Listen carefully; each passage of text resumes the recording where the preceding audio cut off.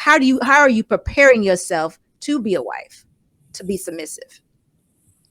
Yeah, absolutely. That's a great question because for some women there is like some sort of like I guess door that opens them into wifehood. Like their doors is closed and they're just girlfriend and fiance. Then when the doors open, now they're the wife and they could do other things. Like for me, I just like I think that it's only fair for a man to consider me for marriage if I show them what kind of wife I would be, right?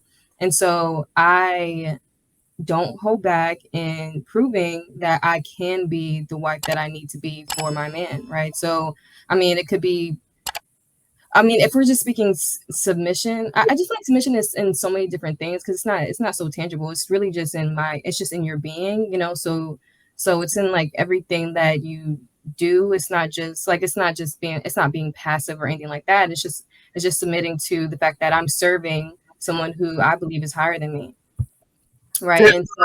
Um, and so I just work on that every day. And it really helps when you have a man that knows what he wants and can tell you and can correct you and things like that. So I prepare by working on the things that I know I need to work on. Like listening, like being a better listener, right? And listening to my man so I can respond to him in the way I need to respond. Working on supporting, being a good supporter, working on my things like cooking skills, thinking about what kind of wife and mother I want to be. I want to be able to be that type of wife and mother that knows how to knit. I know how to knit, or I know I want to have my own garden. So I just think about what I need to do to start getting those skills to have a garden. Like making like bread, or I learned how to make milk, or just doing like those homemade things that I feel like are intangible. Like you don't just obviously you can go to the store and buy bread or milk, but to know that you can have something homemade, something made with love at home, that I I just like the idea that my kids or my husband can say like, yeah, my wife or my mother made bread. I don't know. Or made these socks for me. You want to be that virtuous traditional woman that finds the resources and you make it Yeah. happen. And that's absolutely, that's perfect. I mean, you should want to be that way because nothing's promised to us. You might have to have a garden. Mm-hmm. You may have to make your milk coming up. So I mean, we have a shortage of this stuff. So all that could be true, and it's a good. It's very good to be knowledgeable at what needs to happen to take care of your family and your kids. I mean, that's a smart thing to do. Very smart. So the part I wanted to, and then too, let's go back to this a little bit. The submission. The reason why submission. Why do you think what is the reason that submission is for women is such a negative thing? I want to stay there for a while because I'll go ahead. You answer that question and I'll piggyback off of you. Because it leaves them like almost powerless, and they feel like if I submit and I let go of the power that I get to have when I'm alone, and I get to do whatever I want to do, and don't have to answer to anybody, even people who are like religious, right? And they might submit to God. God is not literally in your face telling you don't do this and don't do that, or I don't like this, I don't like that. But a man in the flesh can tell you that. And I just don't think that women are okay with somebody acting almost like their father in a way. Yeah, so I just don't think women like to be told what to do or to change, or like I was listening to a Lapeef panel earlier, and a guy asked this woman, if your husband told you to stop wearing makeup, would you do it? And she said no. She said she would still wear the makeup because she wants to. And so it's like little things like that. Like women are not willing to sacrifice the little power that they think they have.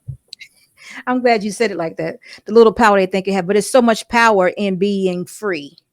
Right. Just like you just said a moment ago, it's power in having knowledge and ways of doing things. That is very powerful. But we submit to so many things, women and men, throughout a course of a day. We see a red light, most of us stop. Mm-hmm. Yeah. The police officer, most of us slow down. we submit all day, every day. But when it comes to the person that we supposedly love and trust, Mm-hmm. we don't. Now, I would say that's probably because we didn't pick well. We did to get round out, just get to the nit of it, because the way it should be is that I should be in a position that I submit or surrender my will the way I want to do something to the man that I married, because he's going to take responsibility for that, and me too. And I should be good with that because God has already promised me that order within my marriage. I got you. Big Bad Bull said, can we ask him an honest question? We're going to see the question first. JD has some controversial views. Does she align with all his views, or does she just submit blindly on faith? So I guess. I mean, it really goes along with what you just said, though. Like, when you're married, you have your one flesh, you have one mind. So I'm going to align myself with him, right? And so, I mean, it depends on what views you're talking about. I mean, but I mostly agree with the things that he says because I personally think he's, the smartest person. Well, he is the smartest person I've ever met. I think he's morally aligned. I mean, if he's saying something, he probably has reasons to back it up. I mean, I don't know. Guess what else? If you align with him and if you all get married and he makes these decisions, who's responsible for it? He is. All right. Big Bad Boy, did you just hear that? Dearly beloved. He is. So you can't go back. Well, Cam, no, she didn't let. Right. She aligned. He made a mistake, or it worked out, or what have you.